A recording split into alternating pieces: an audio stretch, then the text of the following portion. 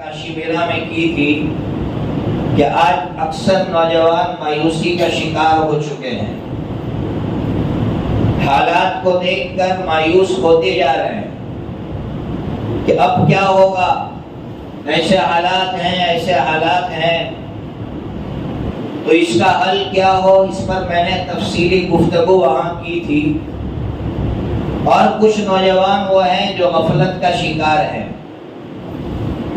آج آپ کے سامنے غفلت سے ہم کیسے باہر نکلے، اس کا حل کیا ہے، وہ حل آپ کے سامنے قرآن مجید کی روشنی میں پیش کروں گا۔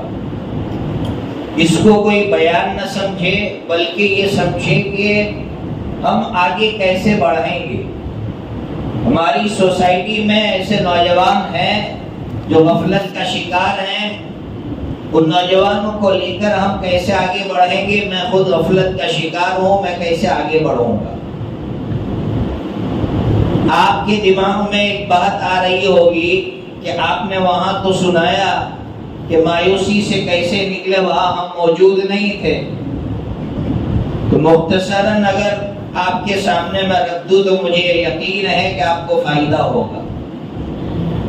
مایوسی جو چھاتی ہے انسان پر، وہ اس لیے چھاتی ہے کہ انسان حالات سے ڈرتا ہے۔ حالات کا ڈر انسان کو مایوس بناتا ہے۔ مجھے بہت حیرت ہے اور فخر ہے اس پر کہ اللہ رب العزت نے جو ہمیں مذہب اسلام عطا فرمایا ہے، اس اسلام پر جو حالات آئے ہیں ان میں سب سے خطرناک حالات تاتار کے زمانے میں آئے۔ تاتاریوں کی جو سینچوری ہے، 7ویں اور 8ویں سینچوری جو اسلام کی سینچوری ہے، آپ اس صدی کو پڑھیں گے تو بہت خطرناک حالات ملیں گے۔ مسلمانوں پر اتنا ڈر چھایا ہوا تھا کہ آپ نے بارہا سنا ہوگا کہ ایک تاتاری عورت مسلمانوں کے قافلے سے یہ کہتی تھی کہ یہاں کھڑے رہو، میں تلوار لے کر آتی ہوں، یہاں سے ہٹنا مت، میں تمہاری گردن اڑاؤں گی۔ خوف اتنا چھایا ہوا تھا کہ مسلمانوں کا ایک فرد نہیں، ایک قافلہ وہیں ٹھہر جاتا تھا اور قتل کے لیے تیار ہو جاتا تھا، لیکن ایک اینچ کے لیے بھی آگے نہیں بڑھتا تھا۔ ایسے خطرناک حالات میں اللہ تعالیٰ نے ایسے علماء پیدا فرمائے ہیں۔ اس سینچوری کے اندر ایک عالم پیدا ہوئے جن کا نام مشہور ہے، علامہ ابن تیمیہ رحمۃ اللہ علیہ۔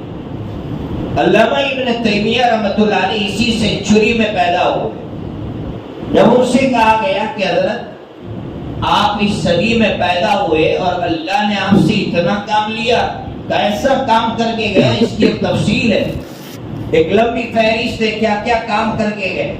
آپ خالی ان کے شاگرد کا نام سنیں گے نا تو آپ بے ہوش ہو جائیں گے۔ ابن کثیر جیسا محقق جس نے تفسیر ابن کثیر لکھی، جس نے البدایہ والنہایہ جیسی تاریخ ابن کثیر کی مسترد اور ضخیم کتاب لکھی، ابن قیم جیسا شخص جس نے سیرت پر زاد المعاد لکھ کر خم ٹھوک دی، کیل ٹھوک دی، ایسی زبردست کتابیں ان کے شاگردوں نے لکھی ہے۔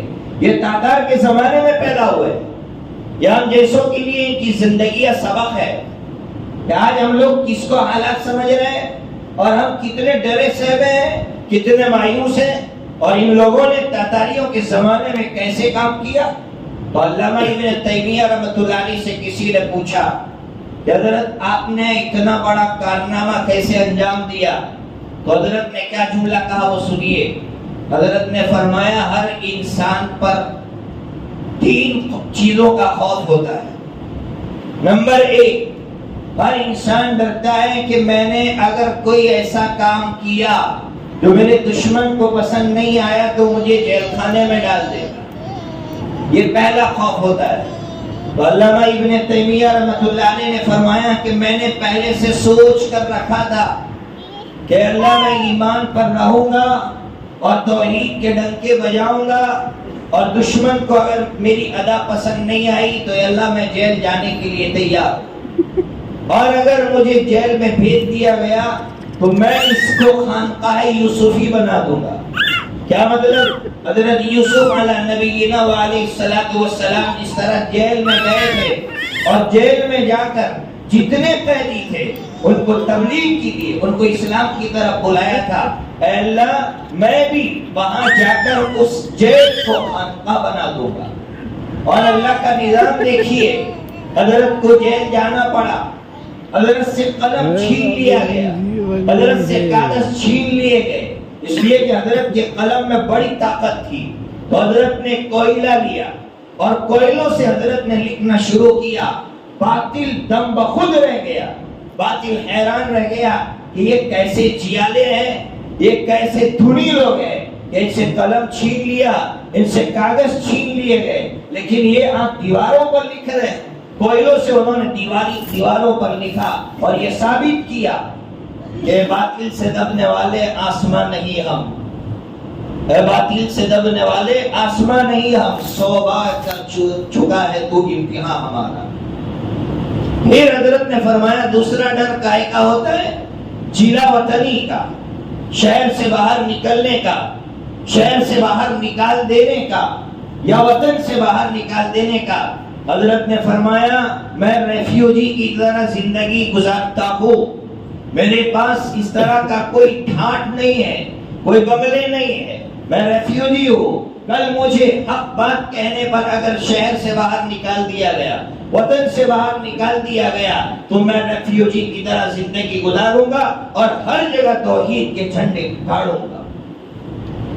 تیسرا خوف جو انسان پر چھاتا ہے، فرمایا وہ موت کا خوف ہے۔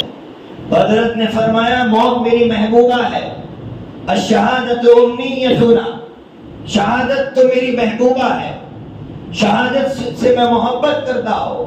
تو پھر حضرت نے فرمایا یہ تینوں چیزیں جس سے انسان کو ڈرایا جاتا ہے، اس کا ڈر میرے دل سے نکل گیا تھا۔ جب ان تینوں چیزوں کا ڈر میرے دل سے نکل گیا تو داتاری میرا بال پاکا نہیں، اور داتار کی صدی میں حضرت نے وہ کارنامہ انجام دیا ہے میں اور آپ سوچ نہیں سکتے۔ فتاوی ابن تیمیہ 36 جلدوں میں ہے اور ایک جلد کم از کم 700 صفحات پر مشتمل ہے۔ کوئی سوچ سکتا ہے یار آج تنہائی میں بیٹھ کر قلم پکڑنا مشکل ہے، آج کسی بھائی کے پاس جا کر دین کی دعوت دینا مشکل ہو گیا ہے۔ کیوں؟ حالات ہے، بڑے خراب حالات ہے۔ ان جملوں نے ہمیں مایوس کر کے رکھ دیا۔ ہٹاؤ ان جملوں کو، ختم کرو ان چیزوں کو اپنی زبانوں سے، اور یاد کرو اسلام کی صدی کو، یاد کرو اسلام کی تاریخ کو، اور اسلام کی تاریخ ہمیں ہمیشہ حوصلہ دلائے گی، ہمیں جو ہے امیدیں بنائے گی، ہمیں ہمیشہ مہمیز دے گی۔ اس لیے میں میرے بھائیوں مایوسی سے باہر نکلنے کی ضرورت ہے۔ جب تک مایوسی سے باہر نہیں نکلیں گے تب تک ہم سے کچھ کام نہیں ہو سکتا ہے۔ یہ جو اسپرٹ کم ہو گئی ہے، یہ جو ہم دیکھ رہے ہیں رفتار دھیمی ہوتی جا رہی ہے، اس کی بڑی وجہ یہ ہے کہ مایوسی کا ہم شکار ہیں۔ اس لیے آج سے یہ عہد کر لیں کہ میں ہمیشہ 3 خوف جو میرے سامنے منڈلاتے ہیں، 3 چیزوں سے جو مجھے ڈرایا جاتا ہے، اس کے لیے ذہنی اعتبار سے میں تیار ہوں۔ میں اللہ سے مانگتا نہیں، ہم اللہ سے مانگتے نہیں ہیں، لیکن جو بندہ ذہنی اعتبار سے تیار ہوتا ہے وہ کبھی مایوس نہیں ہوتا ہے۔ ہم حیران ہیں اس پر کہ نبی پاک صلی اللہ تعالی علیہ وسلم نے فتنے بیان فرمائے۔ ہمیشہ نوجوان مجھ سے پوچھتے ہیں کہ نبی پاک صلی اللہ تعالی علیہ وسلم نے فتنے کیوں بیان کیے؟ حضرت مفتی سعید احمد صاحب عالمپوری نور اللہ مرقدہ لکھتے ہیں اپنی کتاب کے اندر، بڑی پیاری بات لکھتے ہیں کہ ایک بادشاہ گزرا ہے، اس بادشاہ کے وزیر نے اس سے یہ کہا بادشاہ سلامت، ایک ہوا میں اسٹیشن بنائی۔